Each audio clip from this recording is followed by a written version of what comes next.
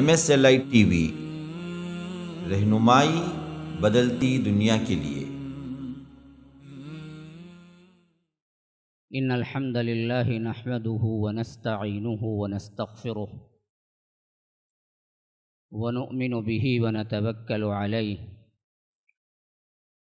ونعوذ بالله من شرور انفسنا ومن سيئات اعمالنا، من يهده الله فلا مضل له ومن يضلل فلا هادي له،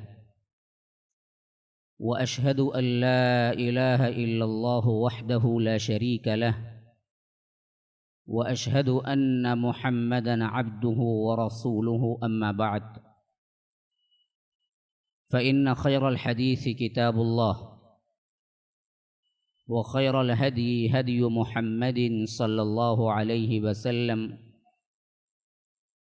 وشر الامور محدثاتها وكل محدثة بدعة وكل بدعة ضلالة، وفي رواية وكل ضلالة في النار۔ فأعوذ بالله السميع العليم من الشيطان الرجيم من همزه ونفثه ونفخه۔ إن الله اشترى من المؤمنين أنفسهم وأموالهم بأن لهم الجنة، يقاتلون في سبيل الله فيقتلون ويقتلون، وعدا عليه حقا في التوراة والإنجيل والقرآن، ومن أوفى بعهده من الله فاستبشروا ببيعكم الذي بايعتم به، وذلك هو الفوز العظيم۔ التائبون العابدون الحامدون السائحون الراكعون الساجدون الآمرون بالمعروف والناهون عن المنكر والحافظون لحدود الله، وبشر المؤمنين۔ اللهم أرنا الحق حقا وارزقنا اتباعه، وأرنا الباطل باطلا وارزقنا اجتنابه۔ اللهم علمنا ما ينفعنا وانفعنا بما علمتنا وارزقنا علما۔ رب اشرح لي صدري ويسر لي أمري واحلل عقدة من لساني يفقه قولي۔ اس اللہ کے نام سے ابتدا جس کے ناموں کی کوئی انتہا ہی نہیں۔ ولو ان ما فی الارض من شجرۃ اقلام والبحر يمده من بعده 7 ابحر ما نفدت کلمات اللہ۔ اس ذات اقدس پر کروڑوں درود و سلام ہوں جو تمام جہانوں کے لیے رحمت للعالمین بن کے آئے تھے۔ اللہم صلی علی محمد وعلی آل محمد کما صلیت علی ابراہیم وعلی آل ابراہیم انک حمید مجید، وبارک علی محمد وعلی آل محمد کما بارکت علی ابراہیم وعلی آل ابراہیم انک حمید مجید۔ برادران اسلام، واجب الاحترام بزرگوں، دوستوں، عزیز ساتھیوں، لائق احترام ماؤں اور بہنوں، اللہ تبارک و تعالیٰ کے فضل و کرم سے بہت مدت بعد ہفتہ واری دروس کی حیثیت سے آج ہم یہاں پر جمع ہوئے ہیں مرکز السلام میں۔ یہ اللہ تبارک و تعالیٰ کی بہت بڑی نعمت ہے کہ ایسے ماحول میں اس کی دین کی باتیں سمجھنے کے لیے ایک موقع مجھے فراہم کیا کہ میں آپ کے سامنے گفتگو کروں، اور آپ کو فراہم کیا کہ آپ وقت دے رہے ہیں۔ جو عنوان اس مجلس کا ہے، جیسا کہ ابھی اعلان بھی ہوا تھا شیخ سے، کہ شہادت عمر ابن الخطاب، یہ دراصل ایک ایسا سانحہ ہے جو امت مسلمہ میں شہادت کے اعتبار سے اللہ کے رسول صلی اللہ علیہ وسلم کے بعد شدید ترین اور بہت عظیم واقعہ اگر ہے تو یہ شہادت عمر ہے۔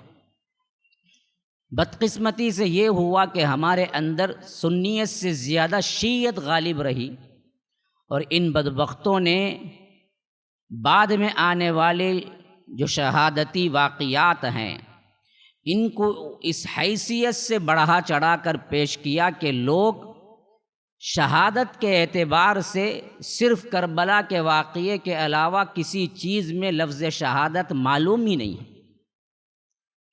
انصاف سے دیکھا جائے تو اللہ کے رسول صلی اللہ علیہ وسلم کی وفات کے بعد خلفائے راشدین میں حضرت صدیق اکبر سریرہ رائے خلافت ہوئے تو وہ تو طبعی طور پر ان کو موت آئی، وہ وفات پائے۔ المناک جو حادثہ ہوا، جو سانحہ ہوا، اور جس کے ساتھ لفظ شہادت کا لفظ صحیح طور پر اطلاق ہو سکتا ہے، وہ تو حضرت عمر ہیں۔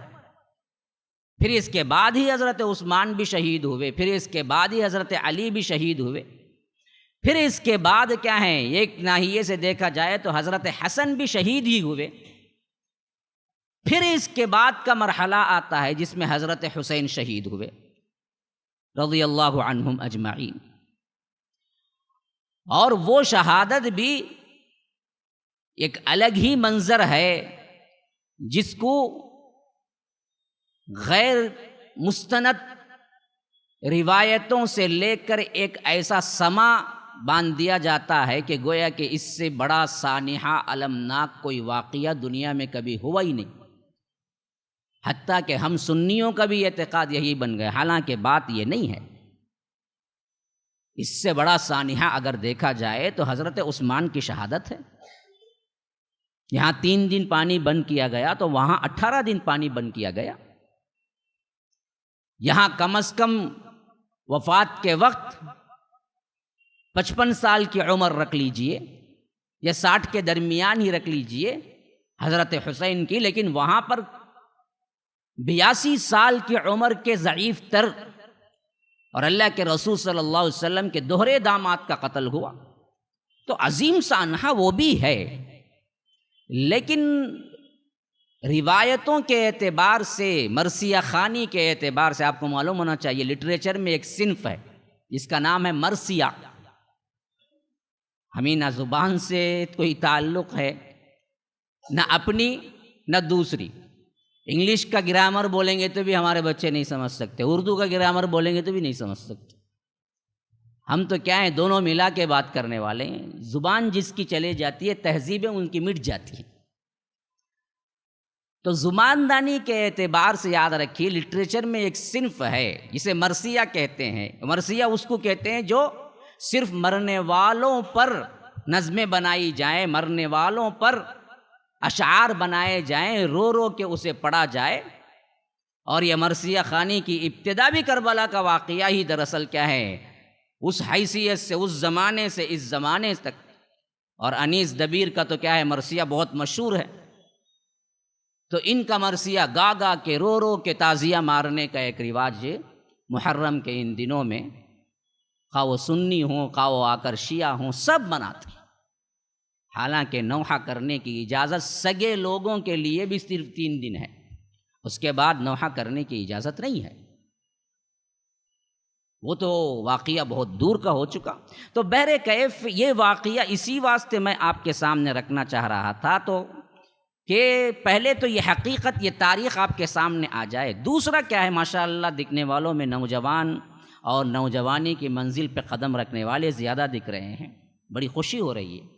یہ آگے چل کے امت کا سرمایہ ہیں۔ ان لوگوں کے ذہنوں میں اس عمر میں حضرت عمر ابن الخطاب کی شہادت اور عظیمت کے واقعات بٹھا دیے جائیں تو کوئی ہو سکتا ہے ان کا مثل بننے کی کوشش کرے، 1,00,000 میں 1 حصہ ہی پالے تو کامیاب ہو جائے۔ ایسا اسلام کا بطل جلیل ہے حضرت عمر رضی اللہ عنہ، ہاں، جس پہ اسلام ناز کرتا ہے۔ ہاں، ہم اسلام پہ ناز کرتے ہیں کہ ہم مسلمان ہیں، اللہ نے ہمیں توفیق دے دی۔ عمر تو وہ ہے جس پہ اسلام ناز کرتا ہے کہ ہم نے خود چنا، اسلام نے خود چنا حضرت عمر کو۔ ہاں، ہم سب مرید اسلام ہیں، ہم چاہتے ہیں کہ ہم اسلام پر رہیں، مسلم رہیں، اور حضرت عمر مراد اسلام ہیں، اسلام نے انہیں چاہا، جیسا کہ اللہ کے رسول صلی اللہ علیہ وسلم نے دعا کی ان کی ہدایت کے لیے کہ اے اللہ حضرت عمر ابن الخطاب کے ذریعے تو اسلام کی مدد فرما، عزت دے۔ یہ وہ شخصیت ہیں، اور یہ وہ شخصیت ہیں جن کے آنے کے بعد سے اسلام مسلسل ترقی کے زینے پر تھا، یہاں تک کہ حضرت عمر کی شہادت ہو گئی۔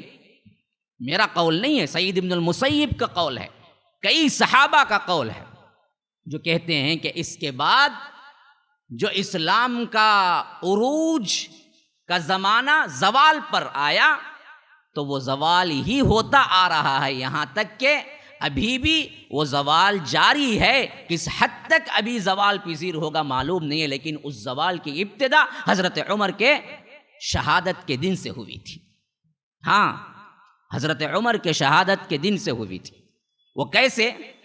میں آپ کو بتاتا ہوں، دیکھیے، حضرت حذیفہ بن الیمان جو بہت اہم ترین صحابی تھے منافقین کے نام کو جاننے کے سلسلے میں، ان کا بیان ہے کہ حضرت عمر ابن الخطاب پاس بیٹھے ہوئے تھے، ایک مرتبہ مجلس برپا تھی، تو انہوں نے پوچھا، یعنی حضرت عمر نے حضرت حذیفہ رضی اللہ عنہ سے پوچھا کہ بتاؤ تم نے کوئی حدیث ایسی سنی ہے جو فتنوں کے بارے میں اللہ کے رسول صلی اللہ علیہ وسلم نے بیان کیا ہے،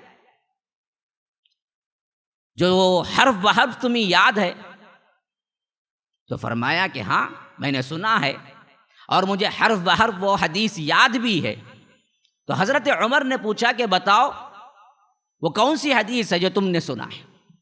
تو حضرت حذیفہ بیان کرتے ہیں کہ میں نے رسول اللہ صلی اللہ علیہ وسلم سے سنا، فتنۃ الرجل فی اہلہ و مالہ و نفسہ و ولدہ و جارہ یکفرها الصیام والصلاۃ والصدقہ امر بالمعروف نہی عن المنکر۔ لوگوں کو دنیا کی زندگی میں اس کے اہل کی طرف سے، اس کی بیوی کی طرف سے، اس کی ماں کی طرف سے، اس کے گھر والوں کی طرف سے، اس کے مال کی طرف سے، اس کے خود کی جان کی طرف سے، اس کے والد کی طرف سے، ماں باپ کی طرف سے، اس کے پڑوسیوں کی طرف سے فتنے میں ڈالا جاتا ہے، آزمائش میں ڈالا جاتا ہے، اور اس کا کفارہ یہ ہے کہ نماز کو قائم رکھو، روزے کو قائم رکھو، صدقے کو قائم رکھو، امر بالمعروف کو قائم رکھو، نہی عن المنکر کو قائم رکھو۔ تو اس طرح کے آزمائشوں سے بچ بھی سکتے ہیں، اور یہ آزمائشیں اگر آئی تو اللہ تبارک و تعالی اس کو دور بھی کرتا ہے۔ تو اللہ کے رسول صلی اللہ علیہ وسلم کی اس حدیث کو سننے کے بعد سیدنا عمر نے فرمایا کہ نہیں، میں یہ چھوٹے چھوٹے فتنوں کے بارے میں نہیں پوچھتا ہوں، میں تو ان بڑے بڑے فتنوں کے بارے میں پوچھتا ہوں جو سمندر کے موجوں کی طرح ٹھاٹے مارتے ہوئے ایک ساتھ آئیں گے۔ تو حضرت حذیفہ نے بڑا عجیب سوال کیا کہ امیر المومنین، ایسے فتنوں سے آپ کو کیا مطلب ہے؟ آپ کو اس کا کیا سروکار ہے؟ آپ کیوں خوف زدہ ہیں ان فتنوں سے؟ کیونکہ ان کے فتنے جو آئیں گے سمندر کے موجوں کی طرح ٹھاٹے مارتے ہوئے، وہ فتنے آنے اور اس کے درمیان تو ایک بند دروازہ ہے، جب تک وہ بند دروازہ ہوگا فتنے آ نہیں سکتے۔ تو حضرت عمر نے حذیفہ سے پوچھا کہ اچھا حذیفہ یہ بتلاؤ، وہ دروازہ کھولا جائے گا یا توڑا جائے گا؟ تو حضرت حذیفہ نے کہا کہ وہ دروازہ توڑا جائے گا۔ تو حضرت عمر نے فرمایا رضی اللہ عنہ، پھر تو وہ دروازہ کبھی بند نہیں ہوگا۔ دروازہ اگر کھولا جاتا تو بند بھی کیا جا سکتا، لیکن دروازہ اگر توڑ دیا جائے گا تو پھر تو مشکل ہے کہ وہ دروازہ پھر بند ہو جائے۔ پھر اس کے بعد حذیفہ کہتے ہیں کہ وہ وہاں سے نکل کے چلے گئے، تو ابو وائل جو اس واقعے میں موجود تھے وہ کہتے ہیں کہ حذیفہ، کیا عمر اس دروازے کو جانتے ہیں؟ یعنی اشارے کنائے میں بات ہوئی نا جی، پتہ نہیں تھا۔ تو حضرت ابو وائل نے پوچھا کہ کون سا دروازہ؟ جس کے بارے میں تم دونوں گفتگو کر رہے تھے، کیا حضرت عمر جانتے ہیں اس دروازے کو؟ تو حذیفہ رضی اللہ عنہ نے کہا کہ اس طرح جانتے ہیں جس طرح ہم جانتے ہیں کہ آج رات کل دن سے پہلے آنے والی ہے۔ جیسے یقین کامل ہے کہ اب رات ہے تو صبح دن ہوگا، سب کو معلوم ہے کہ رات پہلے اب آ رہی ہے اور کل دن ہوگا، اتنا ہی یقیناً مجھے معلوم ہے کہ اس دروازے کو بھی حضرت عمر جانتے ہیں۔ وہ دروازہ ہے کون؟ کیونکہ میں نے ان سے حدیث بیان کی تھی جو بالکل صحیح تھی، اٹکل پچو بات نہیں کی تھی میں تو وہ حدیث بیان کیا تھا جس میں اشارہ پورا موجود تھا دروازہ کون سا ہے۔ اس واسطے حضرت عمر جانتے ہیں وہ دروازہ کون ہے۔ پھر اس کے بعد ابو وائل کہتے ہیں کہ حذیفہ رضی اللہ عنہ سے پوچھنے کی ہم میں ہمت نہ ہوئی کہ کیا آپ بھی جانتے ہیں وہ دروازہ ہے کون؟ لیکن ہم نے کیا کیا کہ ان کے شاگرد جو تھے مسروق رحمہ اللہ، یہ کئی صحابہ سے علم حاصل کیے تھے، تابعی ہیں، تو وہ ان کے شاگرد جو تھے ان سے ہم نے کہلوا بھیجا کہ آپ ذرا پوچھ کے بتائیے کہ وہ دروازہ ہے کون جو حضرت عمر بھی جانتے ہیں، حذیفہ بھی جانتے ہیں، جو بند ہے اور یہ دروازہ رہنے تک فتنہ داخل نہیں ہوگا اسلام میں، ذرا پوچھ کے بتا دیجئے۔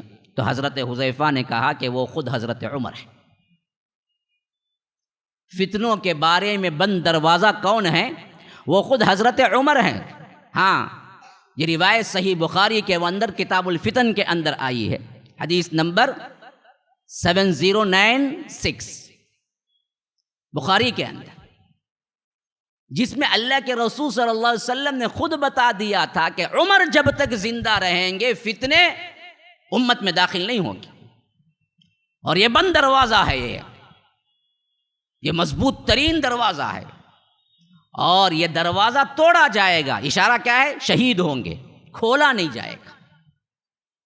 اور ان کی شہادت کے بعد جو فتنے آئیں گے، جو فرقے بنیں گے، جو عقائد کی غلطیاں ہوں گی، جو ضال مضل فرقے بنیں گے، جو کچھ بھی کیا ہے لڑائیاں ہوں گی، فسادات ہوں گے، وہ ایسے ہوں گے کہ پھر امت مسلمہ میں قیامت تک مہدی آنے تک چلتا رہے گا، چلتا رہے گا، چلتا رہے گا۔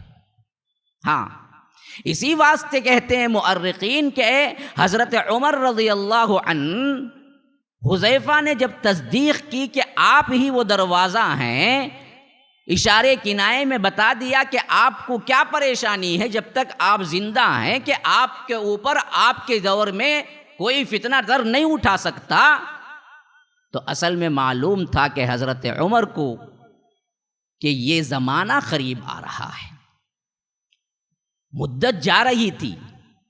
ہاں، جیسا کہ بعض روایتوں میں خود حضرت عمر نے بیان کیا منبر پہ، آخری زمانہ تھا، حج کو نکلنے سے پہلے کیونکہ اس سال حج کیا تھا حضرت عمر رضی اللہ عنہ نے، اور وہ سال تھا 23ویں ہجری، 23ویں ہجری کا آخری حج کیا، اور 34ویں ہجری کے پہلے دن دفنا دیے گئے، محرم 1، جس میں ہم بیٹھے ہوئے نا آج، انہی دنوں کا واقعہ ہے، ذی الحجہ کے آخری دن کا۔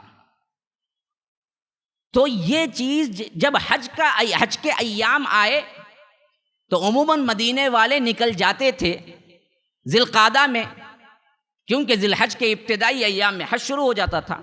تو ذی القعدہ کے آخری دنوں میں جب حج کے لیے روانہ ہونے والے تھے تو حضرت عمر نے خطبہ ارشاد فرمایا، اور فرمایا کہ لوگوں سنو، میں ایک خواب دیکھا ہوں۔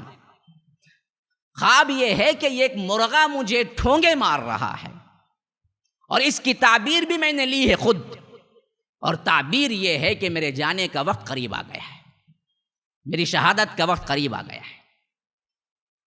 پھر اس کے بعد حج کے لیے نکلے، اور وہاں سے واپس آتے ہوئے جو واقعہ ہے، وہ واقعہ خود حضرت سعید ابن المسیب روایت کر رہے ہیں، جو چوٹی کے تابعین میں سے ہیں، کئی صحابہ کا زمانہ پایا، اور سعید ابن المسیب وہ شخصیتیں بھولنا نہیں جو حضرت ابو ہریرہ رضی اللہ عنہ کے داماد ہیں، اپنی بیٹی ابو ہریرہ رضی اللہ عنہ نے حضرت سعید ابن المسیب کو دیا تھا۔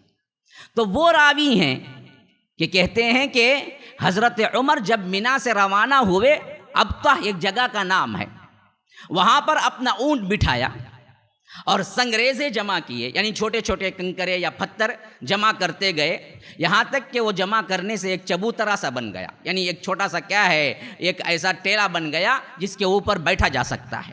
پھر اس کے بعد اپنی چادر کا کنارہ اس پہ ڈال دیا، پھر اس پر لیٹ گئے اور آسمان کی طرف دونوں ہاتھ اٹھا کر دعا کرنے لگے۔ دعا کیا تھی؟ فرمانے لگے کہ اے اللہ میں بوڑھا ہو چکا ہوں، اے اللہ میں بوڑھا ہو چکا ہوں، قوتیں جسمانی طور پر میری جواب دے رہی ہیں، رعایا روئے زمین پر بہت زیادہ میری سلطنت پھیل گئی ہے، تو اب یہ بوڑھے ہاتھوں سے سلطنت کا بار اٹھانا میرے لیے مشکل ہے، تو خدایا اب تو مجھے اٹھا لے، اب تو مجھے بلا لے۔ ہاں، حالانکہ میرا دامن ملامت سے، عجز سے، ملامت سے پاک ہے۔ پھر مدینے کے ساتھ تشریف لے آئے، گویا کہ اس واقعے میں صاف طور پر تمنا خود کا اظہار بھی معلوم ہو گیا۔ حضرت عمر کہہ رہے ہیں کہ اے اللہ، یہ 10 سال کی جو سلطنت میں نے کی ہے، تن من دھن، پائی پائی، حرکت حرکت، جذبہ جذبہ جمع کر کے امت مسلمہ کی خیر خواہی اور اسلام کے لیے لٹا دیا میں نے، اب نہیں ہوتا ہے۔ اب بار سلطنت بہت بوجھ ہوا، اور بہت بار سلطنت کا اٹھانا، ایک تو کیا میرے کندھے کمزور ہیں، اور دوسرا سلطنت بہت وسیع ہو گئی ہے، اور ان سب کا خیال رکھنا کہ کہیں ظلم نہ ہو، کسی پر کوئی کیا ہے، رعایا کے اوپر کوئی ناانصافی نہ ہو، یہ آج پورے میری سلطنت کے اندر نگرانی کرنا میرے لیے مشکل ہو رہا ہے، تو اے اللہ تو مجھے اٹھا لے، تو مجھے بلا لے۔ بعض روایتوں میں یہاں تک آیا ہے کہ دعا کے الفاظ اس طرح تھے، زید ابن اسلم اپنے باپ سے روایت کر رہے ہیں، وہ حضرت عمر سے روایت کر رہے ہیں، انہوں نے کہا کہ دعا کے الفاظ کچھ یوں تھے، اے اللہ تو اپنے دین کی خاطر اپنے نبی کے شہر میں شہادت کی موت عطا کرنا، یہ دعا تھی۔ ایک طرف تو یہ دعا بھی روایت آئی ہے جس میں کہہ رہے ہیں کہ میں بوڑھا ہو چکا ہوں اور اب میں سلطنت کا بار اٹھانے کے قابل نہیں ہوں، اے اللہ اب تیری طرف آنا چاہتا ہوں، تیری ملاقات کو آنا چاہتا ہوں، تو مجھے بلا لے۔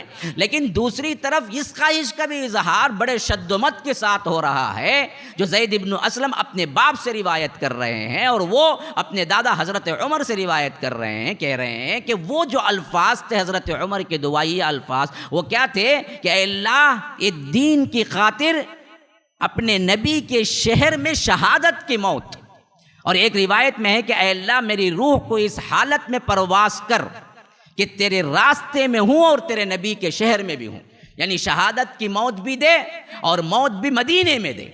اسی واسطے بعض صحابہ بیان کرتے ہیں کہ ہم حیران تھے کہ آخر مدینے میں سب کے سب اپنی جانیں نشاور کرنے کے لیے تھے حضرت عمر ابن الخطاب سے، کہ پھر کون بدبخت ہوگا جو حضرت عمر کو مدینے میں قتل کرے گا، کیسے شہادت کی موت مدینے میں آئے گی؟ اگر مدینے سے نکلیں گے، بارڈر پہ جائیں گے، جہاں جہاد ہو رہا ہے وہاں پہنچیں گے، تب نہ جی کچھ نہ کچھ کیا ہے کفار کے ہاتھوں شہید ہونے کے چانسز ہیں، لیکن مدینے کا بچہ بچہ، مدینے کی ایک ایک فرد حضرت عمر پہ اپنی جان کو لٹانا سب سے بڑا باعث سعادت سمجھتا ہے، تو وہاں کیسے شہادت کی موت آئے گی؟ ہم حیران تھے۔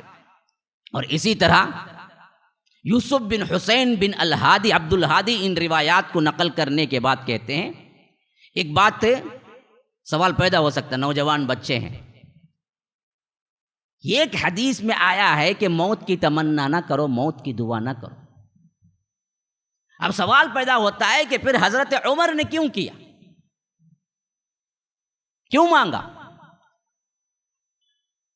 تو محدثین مفسرین اس کی تطبیق دیتے ہوئے کہتے ہیں کہ شہادت کی تمنا کرنا مستحب ہے، خالی طور پر موت کی تمنا کرنا نہیں ہے، اور وہ بھی مستحب اس وقت ہے جب انسان کو معلوم ہو جائے کہ قریب موت ہے، مثلا کسی مرض میں کیا ہے گرفتار ہو گیا، اب معلوم ہے ڈاکٹر جواب دے چکے ہیں، ایسے وقت میں کوئی دعا کرتا ہے کہ اے اللہ موت تو قریب ہی ہے لیکن شہادت کی موت دے دینا، مستحب چیز ہے۔ ہاں، کرونا کا مریض ہو گیا، اب کھانستا ہے، الٹا کیا ہے اس وقت نہیں مرنا والے کو بھگتا نہیں، اب تو شہادت کی موت مانگ لے، کم از کم ہو سکتا ہے، ڈرنے کی کیا ضرورت ہے بھائی؟ اللہ کی قسم کھا کے کہتا ہوں، جب میں پڑھ رہا تھا واقعات، ایک بات آیا طور پر سامنے آئی کہ موت کو دیکھتے ہوئے پورے ہوش و حواس کے ساتھ، ذمہ داری کے ساتھ، جس طرح عمر ابن الخطاب نے اپنے آخری دن گزارے، ایسا کوئی شخص تاریخ میں نہیں ملتا ہمیں، اس حد تک پرسکون. کیونکہ 3 دن تو زخمی حالت میں رہے نا، وہ بھی ابھی آئیں گے واقعات. اسی واسطے میں دراصل آج تھوڑا سا کیا ہے طرز بدلا رہا ہوں گفتگو کا، خالی جوشیلا بیان کرنے کے بجائے کچھ حوالوں کے ساتھ بات اس واسطے رکھ رہا ہوں تاکہ آپ کو محسوس ہو کہ حضرت عمر ابن الخطاب کو جب معلوم ہو گیا رضی اللہ عنہ موت قریب ہے، تو اس وقت موت سے ڈرنے یا موت کے چھٹکارا پانے یا آ کر اپنے مرض کا علاج کرنے یا پریشان ہونے، رونے، چیخنے، چلانے، شکوے شکایات کرنے اور اس سے بچ کر زندگی کو لمبی کرنے کے بجائے حضرت عمر ابن الخطاب نے دعائیں شروع کر دی کہ اے اللہ، یہ موت تو ہے ہی آنے والی، لیکن یہ موت کو مجھے شہادت والی موت بنا دے. تو یہ گویا کہ ایک پیغام ہے آنے والے سب لوگوں کے لیے کہ جب آپ منزل کے اس آخری پوزیشن پہ پہنچ جاتے ہیں جس کی 60 70 80 ہوتی ہے اور مرضوں کا کپا ہو چکا ہوتا ہے اس کا پورا جسم، تب بھی وہ کلین شیو کر کے کبھی مغفرت کی دعا نہیں کرتا اپنے لیے. ان بدبختوں کے لیے پیغام ہے کہ دیکھو، اگر موت قدم رکھ چکی ہے اور تمہارے اوپر حالات اور اثرات بتا رہے ہیں کہ چند سال کے چند دن کے مہمان ہو، تو ایسے وقت میں تم مرنے کے لیے تیار ہو جاؤ، دعا و استغفار کرنا شروع کر دو، اپنے آپ کو اللہ کے ذکر میں مصروف کر لو اور اس موت کی تیاری کے سلسلے میں اللہ سے دعا مانگا کرو کہ اے اللہ، اب تو آنا ہی آنا ہے تیرے دربار میں، لیکن آنے والی کیفیت تیری رضا کے ساتھ شہادت کی دے دے مجھے. اللہ قبول کر لے تو پھر گھر بیٹھے شہادت مل جائے گی نا جی. ہاں، ایک شہید تو وہ ہے جو جہاد کو جاتا ہے، ایک شہادت کے کئی اور ذریعے وہ بھی ہیں جو گھر بیٹھے بھی مل سکتی ہے نا، جس میں اللہ کے رسول نے فرمایا کہ پیٹ کی بیماری میں مرنے والا بھی کیا ہے، شہید ہے. بیماریوں بھی کیا ہے، شہادت مل سکتی ہے نا. تو اس واسطے حضرت عمر نے موت کی تمنا کی تھی. اور اسی طرح دوسرے ذرائع سے بھی صحابہ کو معلوم تھا. عوف بن مالک اشجعی بیان کرتے ہیں، ابو بکر صدیق کے دور حکومت میں نے خواب دیکھا، آسمان سے ایک رسی لٹک رہی ہے، لوگ آگے بڑھ بڑھ کر اسے پکڑنا چاہتے ہیں، لیکن عمر سب سے پہلے 3 گز سبقت لے گئے اور اس کو پکڑ لیے. تو میں نے سوچا کہ اس کی تعبیر کیا ہو سکتی ہے. پھر خیال آیا کہ وہ اس دنیا میں اللہ کے خلفاء میں سے ایک خلیفہ ہوں گے. گویا کہ خواب کی تعبیر کے طور پر خود یہ سمجھ چکے تھے کہ اللہ تبارک و تعالی محمد الرسول اللہ صلی اللہ علیہ وسلم کے بعد جو خلفاء رکھا ہے ان خلفاء میں سے ایک خلیفہ ہوں گے، اور ایسے ہوں گے عدل و انصاف کے بارے میں، حق کو ظاہر کرنے کے سلسلے میں کسی ملامت کرنے والے کی ملامت کی پرواہ نہیں کریں گے اور شہادت کی موت مریں گے. یہ خواب کی تعبیر بالکل صحیح ہوتی ہے جن کے پاس اس کا علم ہوتا ہے. عوف کہتے ہیں کہ صبح ہوئی تو میں ابو بکر کے پاس جا کے اپنا خواب سنایا اور واقعہ کہہ سنایا، کیونکہ صدیق اکبر کا وہی مقام ہے امت میں خواب کی تعبیر کے سلسلے میں جو انبیاء کرام کا حضرت یوسف کا مقام ہے. یاد رکھیے، انبیاء میں جس طرح یہ ہنر، یہ علم خاص طور پر حضرت یوسف کو اللہ نے دیا خواب کی تعبیر کا، اس طرح امت محمدیہ میں اللہ تبارک و تعالی نے حضرت ابو بکر کو دیا. ہاں، تو یہ واقعہ، یہ خواب دیکھنے کے بعد، یہ تعبیر اپنے آپ سے خود اختیار کرنے کے بعد مالک اشجعی پہنچتے ہیں صدیق اکبر کے پاس اور کہتے ہیں کہ میں یہ خواب دیکھا. تو حضرت ابو بکر کہتے ہیں جاؤ جا کے ابو حفص کو بلا کے لے آؤ. ابو حفص حضرت عمر کی کنیت ہے، حضرت عمر کو بلا کے لے آؤ. جب خواب بیان کیا اور بتایا، پھر حضرت عمر بھی آ گئے تو عمر بول پڑے، کیا ایک خواب دیکھنے والا اس حد تک بھی دیکھ سکتا ہے؟ یعنی ایک خواب دیکھ کر تعبیر کے سلسلے میں اس حد تک بھی کیا ہے وہ آگے جا سکتا ہے؟ تو ابو بکر نے کہا کہ اپنا خواب تم بتاتے رہو، کیونکہ یہ خواب جہاں تک معلوم ہوتا ہے سچا ہے کہ یہ ہوگا. حضرت عمر خلفاء میں سے آئیں گے اور شہادت کی موت ان کو نصیب ہوگی۔ پھر کہتے ہیں کہ حضرت عمر اپنے دور خلافت میں باب جابیہ، یہ دراصل کیا ہے، شام جاتے ہوئے، خاص کر فلسطین جاتے ہوئے ایک مقام کا نام ہے، وہاں پر رکے بھی تھے، تو وہاں خطاب کر رہے تھے، دوران خطاب بلا کر اپنے پاس بٹھا لیا اور خطاب سے فارغ ہو گئے، تو پھر کہا مالک اشجعی سے کہ اپنا خواب بیان کرو، تو انہوں نے کہا کہ آپ نے تو پہلے منع کر دیا تھا مجھے، اب پھر کہتے ہیں کہ خواب بیان کرو۔ حضرت عمر نے بڑا ذو معنی لفظ استعمال کیا کہ کہا کہ میں نے تمہیں دھوکہ دیا تھا، یعنی یہ کہنا کہ پہلے ہی تم اگر یہ باتیں بیان کرتے رہو تو ہوگا کیا، لوگوں میں عزت بڑھ جائے گی، احترام بڑھ جائے گا، لوگ مجھے کیا ہے بہت بڑا ولی اللہ سمجھنے لگیں گے، اور یہ چیز مجھے پسند نہیں تھی تو میں نے پہلے کہہ دیا کہ میری تعریف میں یہ سب چیزیں لوگوں کو بیان کرتے نہ رہو، لیکن اب تو مقام بالکل قریب آ چکا ہے، تو اس واسطے مجھے بھی معلوم تھا کہ میری شہادت ہی ہوگی، اور وہ اللہ تبارک و تعالی میرے حق میں شہادت ہی لکھا ہوا ہے، لیکن اس وقت منع اس واسطے کیا تھا کہ مجھے اپنی تعریف پسند جو نہیں تھی۔ ہاں، یعنی ہم کو معلوم ہو جائے کہ ہماری موت نماز کی حالت میں، شہادت کی حالت میں ہوگی، کیا نہیں کریں گے ہمیں؟ ہاں، بہت بڑا پوسٹر لگا کو اللہ کا شہید زندہ ولی فلاں یہ لکھ کو کیا کریں گے، ایک بہت بڑی مجلس برپا کر دیں گے۔ تو حضرت عمر یہ نہیں چاہتے تھے، کیونکہ یقین کامل تو تھا کہ شہادت ہوگی ہی ہوگی، کیونکہ صحیح ترین روایتوں میں یہ روایت بھی تھی نا، جس میں حضرت محمد الرسول اللہ صلی اللہ علیہ وسلم جب ایک مرتبہ احد پہاڑ پر چڑھے تو حضرت عمر بھی تھے، اور ساتھ میں کیا ہے، حضرت عثمان بھی تھے، اور ساتھ میں صدیق اکبر بھی تھے، اور اللہ کے رسول صلی اللہ علیہ وسلم بھی تھے۔ تو اس وقت یہ بوجھ سہا نہیں سکا احد پہاڑ بھی، ہاں سہا نہیں سکا۔ ہاں، نبوت کا جلال ہے، صدیقیت کا کیا ہے، مرکز ہے، خطابت اور شجاعت کا ایک بہت بڑا پہاڑ ہے، حیا و پاک دامنی و عفت کا بہت بڑا پہاڑ ہے، تو پہاڑ بھی لرزنے لگا۔ تو اس وقت اللہ کے رسول صلی اللہ علیہ وسلم نے فرمایا کہ احد خاموش ہو جاؤ، تمہارے اوپر کچھ اور نہیں ہے، ایک رسول، ایک صدیق اور 2 شہیدوں کے علاوہ، یعنی عثمان بھی شہید ہوں گے، حضرت عمر بھی شہید ہوں گے۔ تو اشارہ پہلے بھی دے دیا گیا تھا۔ تو اسی طرح اب آخری طور پر مدینہ واپس آنے کے بعد ان ایام کا ذکر خاص طور پر آپ سن لیجئے جہاں پر بالکل یوں سمجھیے کہ آخری زمانہ آ چکا تھا۔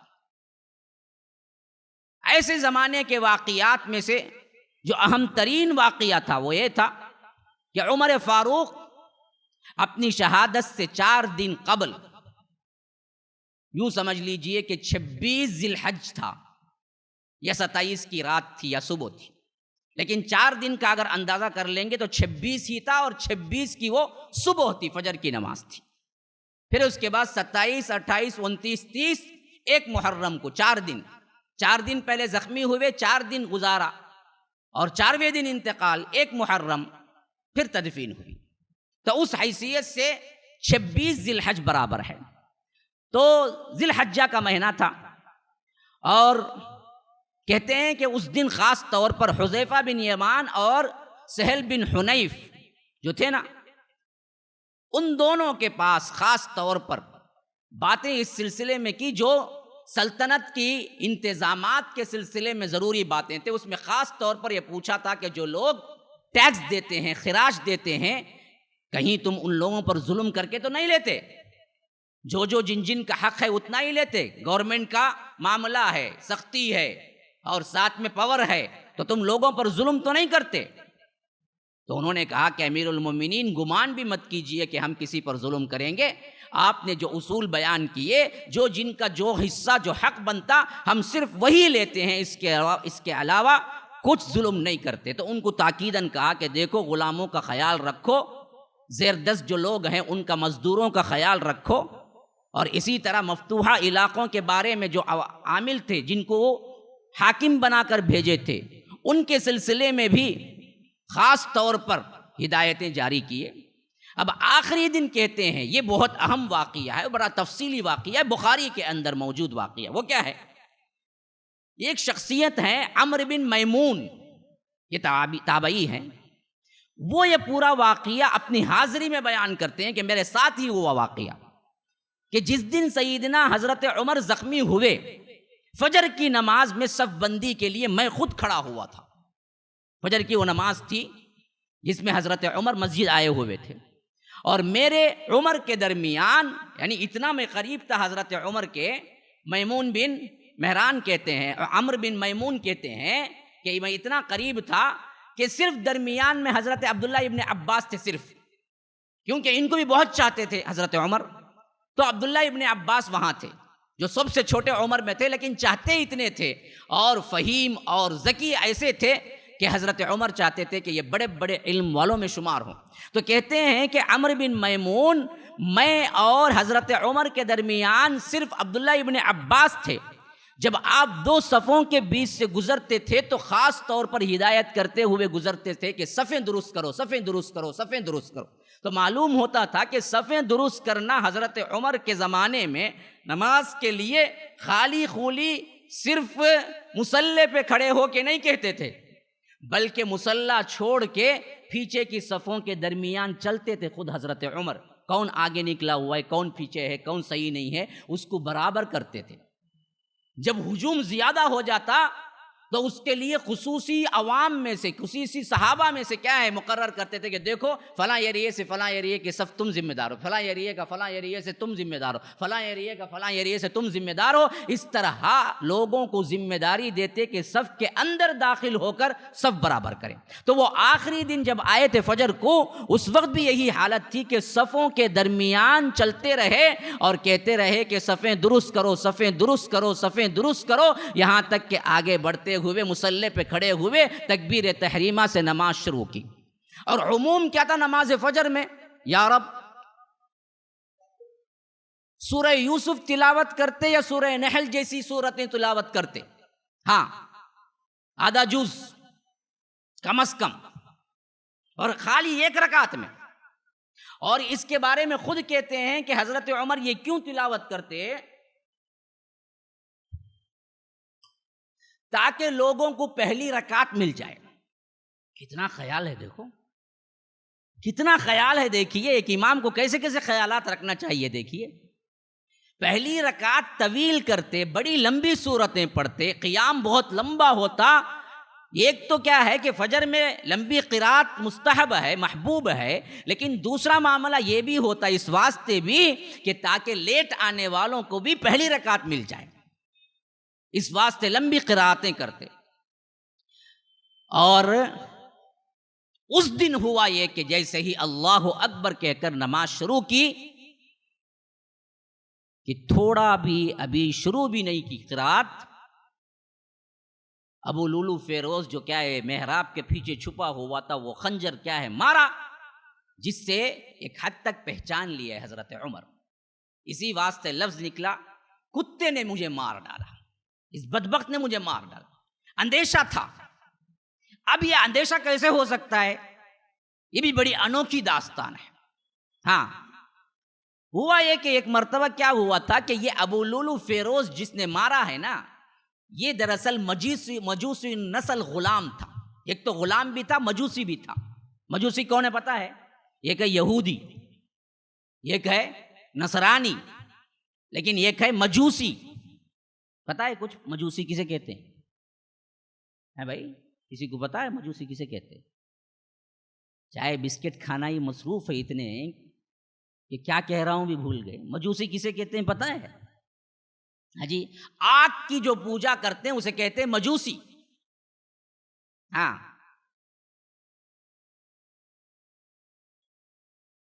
یہ بھی ایک بہت بڑا فرقہ رہا، اور یہ لفظ بھی آیا ہے غالباً سورہ حج میں، والمجوس والذین اشرکوا۔ مجوسی بھی گمراہ ہونے والے فرقوں میں سے ایک۔ اچھا، آپ کو معلوم ہے ہندوستان میں مجوسی ہیں؟ ہاں ہیں، بہت ہیں، بہت ہیں، ابھی بھی ہیں۔ اور ان کا سب سے بڑا جو عبادت خانہ ہے آتش گدا ہے ہندوستان میں نہیں بلکہ کیا ہے انٹرنیشنل طور پر، وہ کہاں ہے پتہ ہے؟ پونا میں ہے۔ پونا میں ہے ان کا قدیم ترین آتش کدہ، وہاں پر بہت زیادہ ہے۔ یہ اسی نسل کا کتا تھا، ایران کا۔ آج ایران میں بھی کتوں کی کمی نہیں ہے، ہاں وہ بھی ذہن میں رکھی، یہ بھی وہی تھا۔ یہ غلام اصل میں فتوحات کے سلسلے میں جو فتوحات ہوئے ایران کے، ان میں قیدی بن کے آیا تھا، اور جس صحابی نے انہیں لیا یا ان جن کے حصے میں آیا، ان کا نام تھا مغیرہ بن شعبہ۔ مغیرہ بن شعبہ کا غلام تھا یہ، اور یہ غلام دراصل ایک ہنر رکھتا تھا۔ وہ ہنر تھا، وہ دراصل بہترین لوہے میں کاریگری کرتا تھا، تلواریں، زرہیں، خنجریں بناتا تھا۔ ایک تو یہ ہنر تھا، دوسرا ہنر یہ تھا کہ وہ ایک خاص قسم کی چکی بناتا تھا۔ وہ زمانے میں تو آٹے پیسنے کے لیے چکی ہوتی تھی نا جی، وہ کویا کہ چکی میں بھی کوئی ایسا فن وہ اس حد تک پہنچ گیا یا سمجھ لیا کہ ایسے طرز پہ بناتا تھا کہ ہوا جب چلتی تو چکی کو ہاتھ سے چلانے کی ضرورت نہیں پڑتی، بلکہ ہوا کے رخ سے، ہوا کے دباؤ سے چکی خود بخود پھرتی، جس سے آٹا پستا۔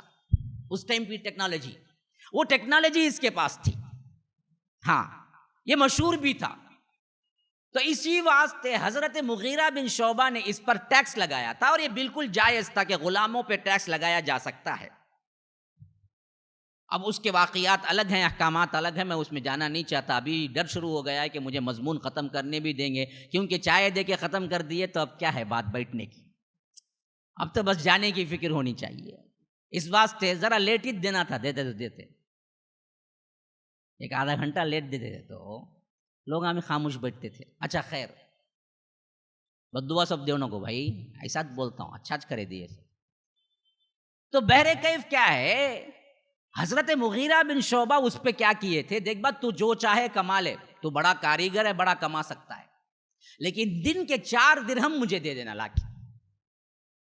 یہ دراصل کیا ہے، جائز چیز ہے، غلام کو اس طرح سے کیا ہے کام پہ لگا سکتے ہیں، اور اس کو اس طرح کیا ہے شرط لگا سکتے ہیں، جو حضرت حذیفہ۔ تو ایک مرتبہ کیا کیا یہ بدبخت نے، حضرت عمر سے آ کے کہا کہ میرا جو آقا ہے مجھ پر زیادتی کرتا ہے۔ تو حضرت عمر نے پوچھا کیا زیادتی ہے بھائی تیرے اوپر؟ کہا کہ دیکھو مجھے ہر دن 4 درہم دینا پڑتا ہے، جو کہ مجھے بہت زیادہ ہے۔ تو حضرت عمر نے پوچھا کرتے کیا ہو؟ کہا کہ میں زرہیں بھی بناتا ہوں اور چکی بھی بناتا ہوں۔ تو کہا کہ پھر تم تو بہت زیادہ کما سکتے ہو، 4 درہم دینے میں کیا ہے، بالکل انصاف ہے، 4 درہم دو، تمہارا آقا تم سے زیادہ نہیں وصول کر رہا ہے۔ تو اس وقت وہ غصے سے باولا ہو گیا بدبخت۔ اس وقت کیا ہے وہ الفاظ سننے کے لائق ہیں، کیونکہ حضرت عمر اس کے بعد اس سے پوچھتے ہیں کہ میں نے سنا ہے تو ایسی چکی بھی بنا رہا ہے جو ہوا سے چلتی ہے۔ کہا کہ ہاں بنا رہا ہوں، لیکن ایک چکی ایسی بناؤں گا جس کی دھوم اور جس کا چرچا پوری دنیا میں پھیلے گا۔ یہ کہہ کے وہاں سے وہ چل دیا۔ تو حضرت عمر پاس بیٹھے صحابی کو اشارہ کر کے گیا کہ اس بدبخت غلام نے مجھے دھمکی دے کے گیا ہے۔ حضرت عمر نے پہچان لیا یہ بدبخت ہی ہے جو مجھے قتل کرے گا۔ ہاں بڑی عجیب واقعات ہیں، جو اللہ والے ہوتے ہیں نا جی، تقدیر پہ راضی ہوتی ہے۔ ہاں حضرت علی کے بارے میں آتا ہے کہ جو قتل کیا تھا ابن ملجم، وہ جب بازاروں میں پھرتا تھا تو کہتے تھے کہ یہ ہے جو مجھے قتل کرے گا۔ ساتھی کہتے تھے کہ امیر المومنین جب آپ کو معلوم ہے قاتل ہے آپ کیوں نہیں قتل کرتے تھے؟ حضرت علی مسکرا کے کہتے کہ میرے قاتل کو میں کیسے قتل کر سکتا، وہ تو میرا قاتل بننے والا ہے۔ ہم ہوتے تو چھوڑتے۔ اللہ کی ملاقات کا ایک سرور ہی الگ ہے۔ تو حضرت عمر نے کہا کہ یہ غلام مجھے دھمکی دے کے گیا ہے، لیکن کاروائی کچھ نہیں کی اس کے خلاف۔ تو اس دن سے اس کا غصہ تھا حضرت عمر پر، اور اسی غصے کے نتیجے میں اس وقت وہ فجر کی نماز میں قتل کی نیت سے 2 دھاری ایک ایسا خنجر بنایا تھا جو درمیان میں پکڑنے کے لیے تھا، اور ادھر بھی نوک تھی ادھر بھی نوک تھی۔ اس طرح وہ آ کے چھپ کے کھڑا ہو گیا محراب کے پیچھے، یہاں سے جو ہی دیکھ نہ سکے. وہ صفوں کے اندر افراد جیسے کھڑے ہوئے ویسے ہی کھڑا تھا، اور جیسے ہی سب نماز میں مشغول ہو گئے اور نماز شروع کی، ابتدائی سورہ فاتحہ ختم کر کے قرات شروع بھی نہیں کی، اس بدبخت نے وار کیا. اور وار بھی پہلے وار میں ہی معاملہ طے نہیں ہوا. ادھر بھی حضرت عمر بن الخطاب جیسی شخصیت تھی، معمولی شخصیت نہیں تھی کہ ایک وار سے گھائل ہو جاتے. بدبخت نے ایک نہیں 6 وار کیے ایک ہی وقت میں، نکال نکال کے یہاں تک کہ سب سے آخری جو وار کیا تھا وہ دراصل کیا کیا، سینے سے لے کر ناف تک اس نے وار چبے کے کھینچ دیا، جس کے بعد حضرت عمر کو کھڑا ہونا مشکل ہو گیا. جس کے بعد حضرت عمر کو کھڑا ہونا مشکل ہو گیا. اور ایسی حالت میں بھی حضرت عمر گرتے گرتے پہلی صف میں کھڑے عبد الرحمن بن عوف کے ہاتھ کو پکڑ کے کھینچ کے مصلی پہ کھڑا کیا. یا رب، اس وقت بھی فرض کی ادائیگی کا احساس ہے. چیخنا چلانا، مجھے لے چلو، مجھے مرہم پٹی کرو، مجھے ایسا کر دیا، نہ واویلا بھی نہیں ہے، چیخنا چلانا بھی نہیں ہے، بلکہ احساس ذمہ داری ہے. تو نماز کی فرض کی ادائیگی کی ذمہ داری ہے. اسی واسطے کبھی جس نے کبھی کسی کا سہارا نہ مانگا ہو، کبھی کسی کا ہاتھ نہ پکڑا ہو، وہ شخصیت اس وقت عبد الرحمن بن عوف کا ہاتھ پکڑ کے کھینچا ہے، لیکن اپنے لیے نہیں، مصلی پہ کھڑے ہو کے مصلیوں کی نماز کو ادا کرنے کے لیے کھینچا. نماز پڑھاؤ، اور یہ پڑھے رہے. حضرت عبد الرحمن بن عوف جب مصلی پہ کھڑے ہو گئے تو اس بدبخت نے کیا کیا، بھاگنے کی نیت سے صفوں کو چیرتے ہوئے بھاگنے لگا. تو جو درمیان میں آیا، بدبخت نے سب کو چھرا گھونپا. 13 آدمیوں کو اس نے اس دن نیزہ مارا مسجد کے اندر. 13 لوگوں کو اس نے نیزہ مارا. جس دن حضرت عمر کو زخمی کیا گیا، یاد رکھو اس دن صحابہ 13 لوگ شہید ہوئے، ان میں سے 7 انتقال کر گئے. 7 لوگوں نے، 13 لوگ. پھر اس کے بعد اس شخص کو اور زیادہ کیا ہے، راہ نہ ملے، ایک انصاری مسلمان اپنا جبہ نکالا اور اس کو پکڑنے کے بجائے اپنے جبے کے عبا کے جو بڑا کپڑا ہوتا ہے نا جی، وہ پورا کپڑا پھینک کے اس کے سر کو دبوچ کے پکڑا. تو تب کہیں جا کے یہ مارنے کا سلسلہ رکا اور وہ بالکل گرفتار ہو گیا. جب اس بدبخت کو معلوم ہوا کہ کل میں اب گرفتار ہو چکا ہوں، نکل نہیں سکتا، تو نیزہ خود اپنا اوپر مار کے خودکشی کر کے مر گیا. یہ واقعہ ہوا ہے، پہلی مرتبہ سن رہے ہیں نہیں؟ وہ کربلا کا واقعہ سنتے کان جو پک گئے ہیں. ہاں، یہ بھی تو ہوا ہے نا جی. تو اس طرح دراصل حضرت عمر کو سب سے پہلا لیزہ جو مارا گیا، شہادت کا جو واقعہ سبب بنا، وہ یہی سبب تھا. لیکن پیچھے جو لوگ تھے نا، ان کو کچھ سمجھ نہیں آ رہا تھا ہوا کیا. یہ بالکل ابتدائی صفوں میں ہو رہا ہے. آخری جو کیا ہے، حضرت عمر کے زمانے میں مسجد کا یہ حال ہوتا تھا کہ مسجد نبوی کی پوری بھر جاتی تھی. تو آخری صفوں والوں کو کچھ نہیں پتا چلا کہ آخر ہو کیا رہا ہے. بس ان کو اتنا پتا چلا کہ حضرت عمر پہلے قرات پڑھ رہے تھے، اب کیا ہوا پتا نہیں کہ قرات میں لفظ کیا ہے، آواز کیا ہے، بدل گئی ہے، کوئی اور ہیں جو پڑھ رہے ہیں. بس اتنا پتا چلا ان کو، دوسری کسی بات کا پتا نہیں چلا. اب حضرت عبد الرحمن بن عوف جو ہو سکتا تھا اسی حالت میں بھی نماز مکمل کر کے جیسے ہی پلٹے نا جی، تو حضرت عبداللہ ابن عباس سے حضرت عمر نے کہا، جاؤ دیکھو میرا قاتل کون ہے. کیا سنجیدگی ہے اس عالم میں، نہ چیخنا، نہ پکارنا، نہ لے جاؤ کے شور، نہ موت کا شور، نہ کچھ، نہ غم، نہ اندو، نہ رونا، نہ دھونا. فکر دیکھو کیا کیا فکریں ہیں. پہلے کہا حضرت عبداللہ ابن عباس سے کہ جاؤ دیکھو میرا قاتل کون ہے. وہ خود دیر گھومتے رہے، دیکھتے رہے کہ کہاں قاتل گیا، کیا ہوا. بعد میں معلوم ہوا وہ مغیرہ کا، حضرت مغیرہ بن شعبہ رضی اللہ عنہ کا غلام ابو لولو فیروز ہے. تو وہ آ کے کہے، وہ جو غلام ہے نا حضرت مغیرہ کا، اس نے وہ کاریگر، یعنی پہلے ہی کہہ گیا تھا نا ایسی چکی بناؤں گا میں جس کا چرچا پوری دنیا میں ہوگا. تو حضرت عمر کو پورا خیال تھا. بعض لوگ کیا ہیں، موت کے قریب ہی آتے ہی بے ہوش ہو جاتے ڈر کے مارے. ہاں، مرض کا سنتے ہی کیا ہے، ہوش و حواس کھو جائے، بکواس شروع کر لے، پورے ہوش و حواس میں ہیں، اور باقاعدہ یاد دلاتے ہوئے کہتے ہیں وہ کاریگر غلام. تو حضرت عبداللہ ابن عباس نے کہا کہ ہاں امیر المومنین اسی نے کہا کہ یا اللہ تیرا شکر ہے یا رب. اب دیکھو کیا عجیب کیفیت ہے. کہا کہ اے اللہ تیرا شکر ہے مجھ کو کسی ایسے شخص نے قتل نہیں کیا جو تیرا کلمہ پڑھتا ہو، بلکہ کافر نے قتل کیا ہے، اس کے لیے میں تیرا شکر ادا کرتا ہوں. کہیں کوئی مسلمان تو میرا قاتل نہ بنا، اگر وہ بنتا تو پھر پوری زندگی بعد میں بھی مجھے کیا ہے اس کا دکھ ہوتا. ایک مجوسی ان نسل نے اس نے قتل کیا. پھر اس کے بعد ایک طرح سے مغموم کیفیت میں کہا حضرت عبداللہ ابن عباس سے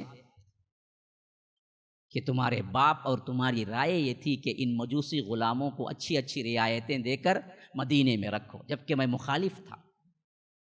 تمہارے باپ بھی یہی مانتے تھے، تم بھی یہی مانتے تھے، اس واسطے ہی میں ان لوگوں کو یہاں بسایا، ورنہ تو کیا ہے ان کو نہیں بساتا. یہ اصل میں کیا تھا، دور خلافت میں رائے جب لی گئی تھی حضرت عباس کی، حضرت عبداللہ ابن عباس وغیرہ کی رائے یہ تھی کہ یہ مجوسی غلام ہیں، غریب لوگ ہیں، ان کو کام بھی دیا جائے اور اسلام بھی سکھایا جائے تو اچھا ہے. حضرت عمر کی یہ رائے نہیں تھی. تو اس وقت دراصل حضرت عبداللہ ابن عباس اور حضرت عباس کی اس بات کو خیال میں رکھتے ہوئے حضرت عمر نے کہا کہ دیکھو تمہارے ابا جان کی اور تمہاری رائے تھی ان لوگوں کو سر پہ چڑھاؤ، تو اس واسطے ہی آج اس نے کیا ہے مجھے قتل کیا ہے، ورنہ تو میری رائے نہیں تھی. تو حضرت ابن عباس سے سراپا اطاعت بنتے ہوئے فرمایا کہ امیر المومنین حکم دے دے ابھی قتل کر دیتا ہوں جتنے مجوسی غلام ہیں مدینے کے اندر، کیونکہ زیادہ تر غلام حضرت ابن عباس کے تھے. یہ غلاموں کا ایک بہت بڑی تعداد حضرت ابن عباس کے پاس تھی. کہا کہ آپ حکم دیں قتل کر دیتا ہوں سب کو. کہا کہ نہیں اب نہیں ہو سکتا، بغیر کسی عذر کے ہم کسی کو کیسے قتل کر سکتے ہیں، اور کسی ایک فرد کے جرم میں پوری قوم کو ہم کیسے قتل کر سکتے ہیں. انصاف دیکھو، پھر ایک طرف بات جو صحیح تھی وہ بھی کہہ دی، لیکن انصاف بھی دیکھو. چاہتے تھے تو اسی وقت حکم دے دیتے مجوسی جتنے بھی غلام ہیں مدینے میں سب کو اڑا دو، لیکن کہا کہ نہیں، حالانکہ تیار ہیں، جن کے غلام ہیں ان کے آقا تیار ہیں. حضرت عبداللہ ابن عباس کہہ رہے ہیں کہ حکم دیں سب کو اڑا دیتا ہوں میں، جتنے مجوسی میرے پاس ہیں سب کو. کہا کہ نہیں اب نہیں ہو سکتا، کیا بات کر رہے ہو تم، یہ بہت بڑی غلطی ہوگی. پھر اس کے بعد حضرت عمر جو ہے اٹھا کر گھر لائے گئے. گھر آ گئے تو طبیب بلایا گیا، کھجوروں کو نچوڑ کر جوس بنا کر پلایا گیا. تو جیسے ہی منہ کے ذریعے گیا پیٹ میں، پیٹ تو پورا پھٹا ہوا تھا، پیٹ کے ذریعے باہر نکل گیا. طبیب نے پھر دوا تجویز کی اور کہا کہ ان کو دودھ پلاؤ. دودھ پلایا گیا تو دودھ بھی منہ کے اندر سے گیا اور پیٹ کے اندر سے باہر نکل گیا. تو اب تو کیا ہے لوگ رو رہے تھے، مغموم تھے، اور طبیب بھی کہہ رہا تھا کہ یہ تو کیا ہے آخری وقت ہے، یہ شاید اس زخم سے جانبر نہیں ہوں گے، کیونکہ ہر چیز جو ڈالی جا رہی ہے وہ نکل رہی ہے. اور اس زمانے میں آپریشن جراحی کا نظام اتنا پختہ نہیں تھا کہ اسی وقت ٹاکے ڈال کر انہیں کیا ہے برابر کر دیا جاتا، طب اتنی اونچی نہیں تھی. تو اب دراصل جان لیا. اور عمرو بن میمون کہتے ہیں کہ پھر کیا ہے لوگ آتے گئے تعزیت کے لیے، ایک ایک آتے گئے اور تعریفیں کرتے گئے. ہر کوئی یہ چاہتا تھا کہ امیر المومنین کو ان کے جو بشارتیں ہیں وہ سنا کر انہیں بتایا جائے کہ اگر آپ شہادت کی موت آج اللہ نے دی ہے تو آپ پکے جنتی بھی ہیں، کیونکہ آپ عشرۃ المبشرہ میں سے ہیں. آپ فلاں فلاں وقت میں اللہ کے رسول نے آپ کو یہ کہا ہے، آپ کی حور کو دیکھا ہے جنت میں. آپ وہ ہیں جن کے بارے میں اللہ کے رسول نے کہا کہ عمر جس گلی سے گزرتے ہیں اس گلی سے شیطان نہیں گزرتا. آپ وہ ہیں جن کے زبان پر اللہ نے حق کو جاری کر دیا ہے. اس طرح صحابہ ایک ایک آتے گئے آتے گئے آتے گئے اور تعریفیں کرتے گئے تعریفیں کرتے گئے تعریفیں کرتے گئے. لیکن ان سب تعریفوں سے بے پرواہ بعض جگہ تو یہ الفاظ آئے ہیں کہ جب تعریفیں بڑھ گئی تو حضرت عمر نے کہا کہ چپ، تمہاری دھوکہ بازی نہیں چلے گی. صحابہ سے کہا چپ، اب کچھ ایک لفظ نہیں بولنا مجھے تعریفوں میں، تمہاری دھوکہ بازی نہیں چلے گی. اللہ کے پاس آج بھی میں تمنا کرتا ہوں کہ اللہ بلا کے مجھے کہے عمر تیری نیکیاں اور تیری برائیاں سب کے سب برابر ہو گئی تو یہ جنت بھی نہیں جہنم بھی نہیں، تب بھی میں خوش قسمت سمجھوں گا. یہ ڈر ہے رب سے. یہ کیفیت تھی تقوی و ورع. پھر اس کے بعد کس حیثیت سے ٹیکل کر رہے ہیں دیکھیے موت کو. جب پختی تصدیق ہو چکی اپنے بیٹے عبداللہ کو بلایا, کہا کہ بیٹا ادھر آؤ, کیونکہ سب سے اہم ترین جو سوال ہوگا نا جی وہ مرنے کے بعد قرض کا ہے, حتیٰ کہ شہید کو بھی نہیں چھوڑا جائے گا. آج قرض کے معاملے میں ہم کتنے لاپرواہ ہیں, لیتے دیتے نہیں, اچھا بچھا کھاتے پیتے پکنک جاتے سب کرتے, قرض والے کو قرض دیتے نہیں. یہاں دیکھو بیٹے کو بلائے, کہا کہ بیٹا میرا قرض شمار کرو. گھر والے سب بیٹھے, قرض کو شمار کیا. پتہ ہے کتنا قرضہ آیا؟ قرضہ کتنا آیا ہوگا؟ وہ جو ایک وقت کھانا کھاتا, وہ جو ایک سوکھی روٹی کھاتا, ایک مرتبہ 2 سالن جمع نہیں کرتا اور جمع کرنے کسی اپنے عامل کو نہیں دیتا. ایک مرتبہ ایک گھر کو معلوم ہوا کہ ایک گھر میں ہمیشہ گھر میں 2 پکوان پکتے ہیں, 2 سالن پکتے ہیں, تو چھپ چھپا کے کہا کہ مجھے نہیں بلاتے. جب ان کو بلایا گیا حضرت عمر کو, تو جب ان کے سامنے بھی جو سالن رکھے تو ڈانٹنے لگے, کہا کہ اللہ کے رسول 1 سالن سے زیادہ منع کرتے تھے اور تم ہر وقت 2 سالن رکھتے ہو. میں یہ دیکھنے کے لیے ہی تمہارے گھر آیا تھا کہ کیا تم ہر کھانے میں 2 سالن کھاتے ہو. یہ حیثیت سے زندگی گزارنے والی شخصیت. قرض نکلا 80 پر 6000 درہم, آج کے لحاظ سے 10-15 لاکھ. کائی کو بھئی یہ قرض؟ نہ ٹھاٹ کی زندگی تھی, نہ عیش و آرام تھا, نہ کیا ہے فرنیچر تھا, نہ کیا ہے محلات تھے. آخر قرض کہاں کا قرض؟ یہ وہ صحابہ تھے جو نہیں ہونے کے باوجود بھی قرض لے کے انفاق کرتے تھے, ورنہ تو قرض کی ضرورت کیا تھی. 80 پر 6000 قرض تھا. کہا کہ دیکھو میری جتنی چیزیں ہیں اور میرے گھر والوں کی جتنی چیزیں ہیں, جو ضرورت پڑے اس قرض کے لیے بیچ کر قرض ادا کر دینا پہلی فرصت میں. اگر میرے گھر والوں سے بھی نہیں ہوگا تو میرے قبیلے عدی سے پوچھ لینا, اگر ان سے بھی میرا قرض ادا نہیں ہو رہا ہے تو قریش سے بھی پوچھ لینا, لیکن قریش کے بعد کسی اور سے نہیں پوچھنا. پھر اس کے بعد کہا عبداللہ جاؤ اماں عائشہ کے پاس جاؤ اور کہو عمر اجازت مانگتا ہے. امیر المومنین نہ کہنا, کہنا عمر اجازت مانگتا ہے کہ اگر آپ چاہیں تو اللہ کے رسول صلی اللہ علیہ وسلم کے حجرے میں دفن ہو جاؤں, میرے 2 ساتھیوں کے ساتھ میں بھی دفن ہو جاؤں. جاؤ جا کے میرا سلام کہنا اور یہ اجازت لے کے آنا. حضرت عبداللہ بن عمر کہتے ہیں کہ میں گیا, دروازہ کھٹکھٹایا تو اندر سے اماں عائشہ کے رونے کی آواز آ رہی تھی اور ان کو خبر پہنچ چکی تھی زخمی ہونے کی. وہ بھی حضرت عمر کے اس واقعے سے حد درجہ غمزدہ تھی اور رو رہی تھی. ایسے وقت میں گیا, کہا کہ ابا جان, امیر المومنین کا لفظ نہیں کہنا, تو امیر المومنین نہیں کہا, ابا جان عمر پوچھتے ہیں اگر آپ اجازت دیں تو اس حجرے میں جو جگہ خالی ہے اپنے 2 ساتھیوں کے ساتھ دفن ہونے کی کیا ہے وہ پوچھتے ہیں, اجازت پوچھتے ہیں.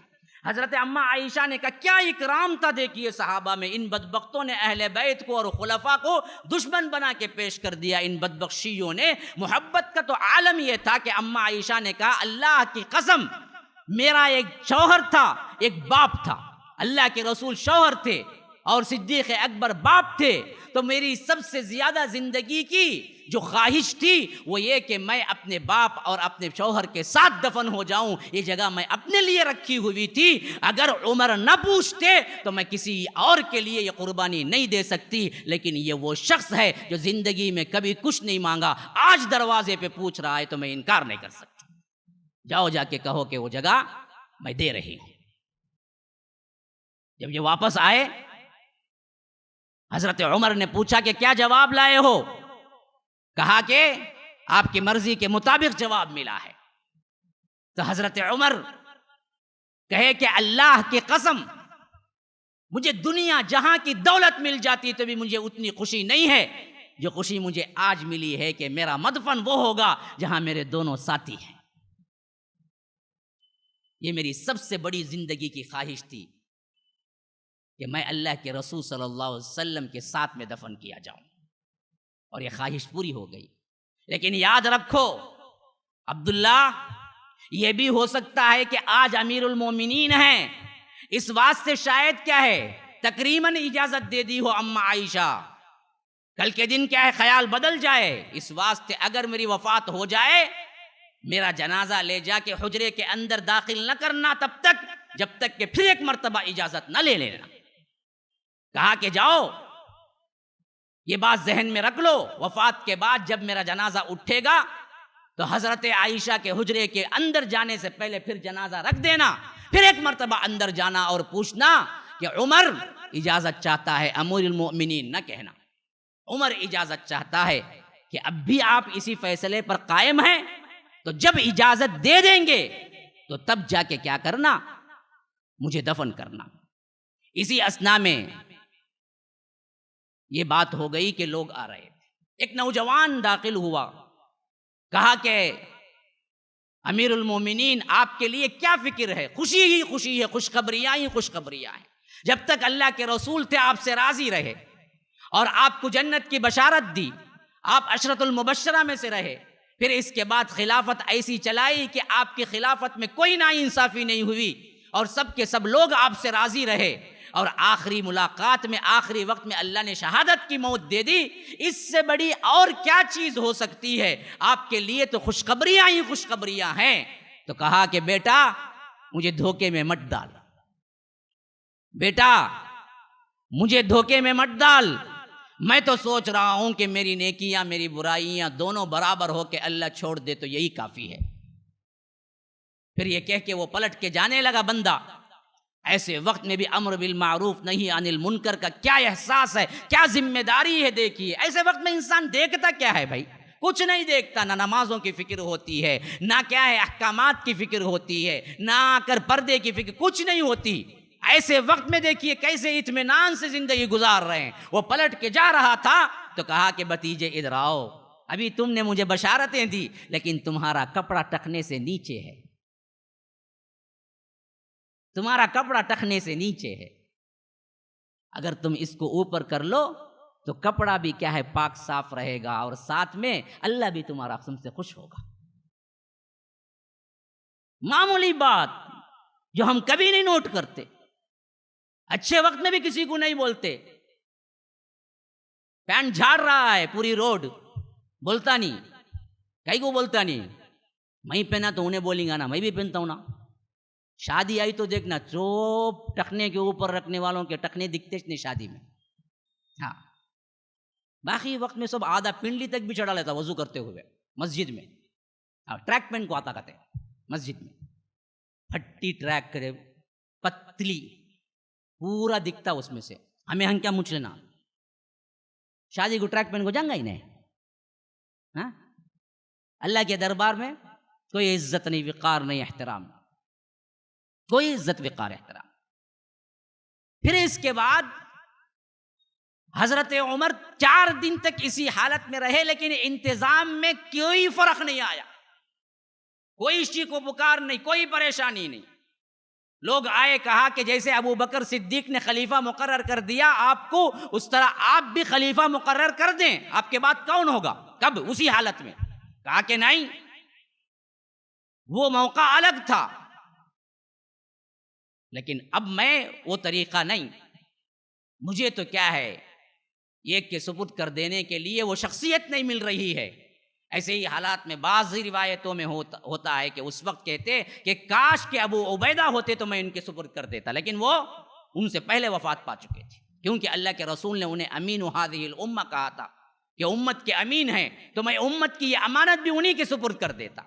ہاں کبھی کہا کہ سالم مولا حذیفہ کے ایک غلام تھے، موالی میں سے تھے، سالم بہت پائے کے درجے کے تقوی اور ورع والے تھے، تو کہا کہ اگر سالم زندہ ہوتے تو میں ان کے سپرد کر دیتا، لیکن سالم بھی اس وقت زندہ نہیں تھے، پہلے وفات ہو چکی تھی۔ تو اسی واسطے کہا کہ میں کسی ایک شخصیت کو خلیفہ نہیں بناؤں گا، بلکہ 6 شخصوں پر مشتمل کمیٹی بنا دی اور کہا کہ دیکھو یہ کمیٹی جمع ہوگی، اور اس کمیٹی کو نگران مقرر کیا 50 انصار آدمیوں کے ساتھ، کہا کہ یہ نگرانی کرے، میرے وفات کو وقت جیسے ہی گزرے گا دفنانے کے بعد ان 6 آدمیوں کو کسی مکان میں بند کر دینا اور کھانے پینے کا انتظام تمہارے ذمے، اور کہہ دینا کہ تم نہیں نکلنا حتیٰ کہ تم فیصلہ کر کے نکلنا، اور وہ فیصلہ بھی 3 دن سے اوپر نہ ہونا چاہیے۔ 3 دن کے اندر اندر خلیفہ چن لینا اور اس کے ساتھ ساتھ خلیفے کا اظہار کر دینا 3ویں دن، اور ان 3 دنوں میں یہ خلافت کے ذمہ دار جتنے لوگوں کو میں 6 لوگوں کو چنا ہوں ان 6 میں سے کوئی امامت نہ کرنا، بلکہ صہیب رومی امامت کرتے رہیں۔ اس حد تک انصاف کا خیال تھا۔ یعنی حضرت عمر کو خیال یہ تھا کہ جن کو خلفاء کے لیے جو نام میں دیا ہوں وہ نام میں سے کسی کو امامت کرنے کا بھی کہہ دوں تو ہو سکتا ہے لوگ کہیں کہ جب امامت کی ذمہ داری حضرت عمر نے ان کو دی ہے تو شاید خلیفے کا بھی اشارہ وہی ہے، اس واسطے کہیں خلیفہ نہ بنا دیں۔ اس واسطے کہا کہ 6 آدمی بھی خلیفے کے لیے جو میں نے نام بیان کر دیے ہیں ان کو ان 3 دنوں میں اجازت نہیں ہے کہ وہ امامت کرائیں۔ امامت کرائے گا تو وہ صہیب رومی ہوں گے جو بالکل یہ غریب الدیار تھے۔ کیا مقام ہے دیکھیے، صہیب رومی ہوں گے، وہ نماز پڑھائیں گے، اور 3 دن سے زیادہ نہ کرنا۔ پھر اس کے بعد کہا کہ دیکھو صہیب رومی جب امامت کے زمانے میں رہیں گے تم لوگ آپس میں مشورہ کر کے جس کو انتخاب کر لیے، اگر اس کے بعد بھی لوگ عوام میں انتشار ہو نہ مانے تو جو انتشار کرے جو تفرقہ کرے اس کی گردن اڑا دینا، تاکہ امت میں اختلاف نہ ہو،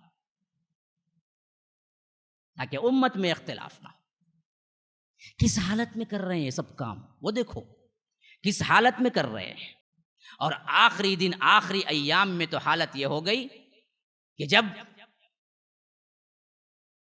اپنا بیٹا قریب آیا عبداللہ بن عمر، کہا کہ بیٹے عجز و انکساری کر لوں، مجھے اٹھا کے نیچے بٹھا دو۔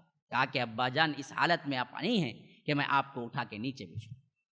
کہا کہ نہیں تم کرو۔ کہا کہ ابا جان آپ کس کے لیے کر رہے ہیں؟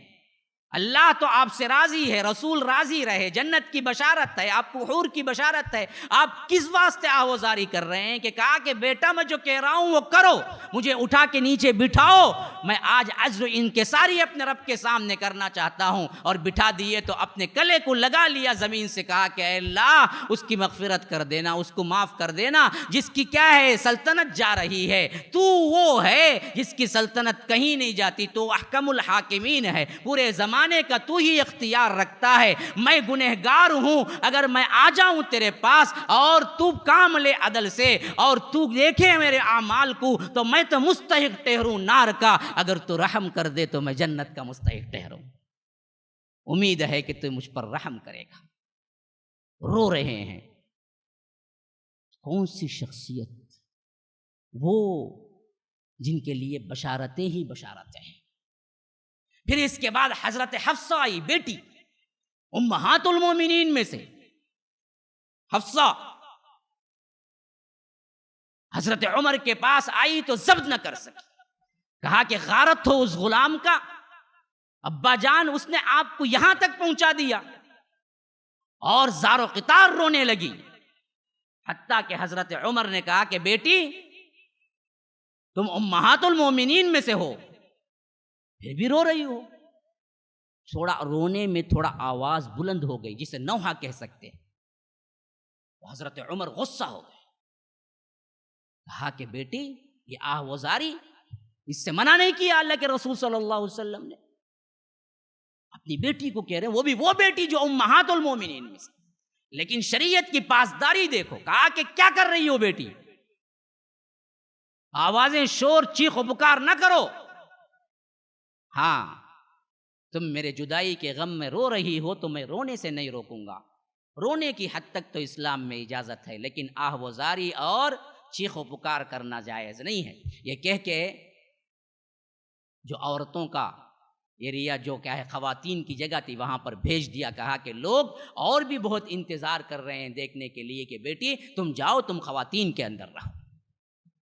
اس طرح لوگ آتے رہے، ملاقاتیں کرتے رہے، جب سب طریقے سے مطمئن ہو گئی بات، قرض کا معاملہ ادا کر لیا، وصیت کا معاملہ ادا کر دیا، پھر اس کے ساتھ ساتھ کیا ہے کون خلیفہ بنے گا اس کا معاملہ ادا کر دیا، پھر لوگوں کو جو ہدایتیں دینی ہیں وہ ہدایتیں دے دیے، سب کام ہو گئے، تو پھر اس کے بعد آخری وہ دن آ ہی گیا جو ابت الجلیل کو اللہ تبارک و تعالی نے اپنے ملاقات کے لیے بلا لیا. انا للہ و انا الیہ راجعون. وفات کے بعد کیونکہ امامت کی ذمہ داری صہیب سنان رومی کو دی گئی تھی تو اسی واسطے نماز جنازہ بھی حضرت صہیب ہی نے پڑھائی. پھر اس کے بعد اللہ کے رسول صلی اللہ علیہ وسلم کے حجرہ مبارکہ میں تدفین ہوئی. تدفین کے بعد کہتے ہیں کہ صحابہ میں سے ہی جو قریبی صحابی تھے انہوں نے خواب میں دیکھا حضرت عمر کو. پوچھا اللہ نے کیا معاملہ کیا؟ کہا کہ اللہ نے میرے ساتھ بہت آسان معاملہ کیا اور میں نے جو حساب دیا اللہ نے قبول کر لیا. آج میں بالکل آرام سے ہوں. آج میں آرام سے اللہ نے میرے ساتھ آسان حساب لیا. اللہم حاسبنا حسابا یسیرا. هذا وباللہ التوفیق وصلی اللہ وسلم علی نبینا محمد. اسأل اللہ لی ولکم ولسائر المسلمین من کل ذنب فاستغفروه انه هو الغفور الرحیم. السلام علیکم ورحمۃ اللہ وبرکاتہ. سبحانک اللہم وبحمدک اشہد ان لا الہ الا انت استغفرک واتوب الیک. والسلام علیکم ورحمۃ اللہ وبرکاتہ.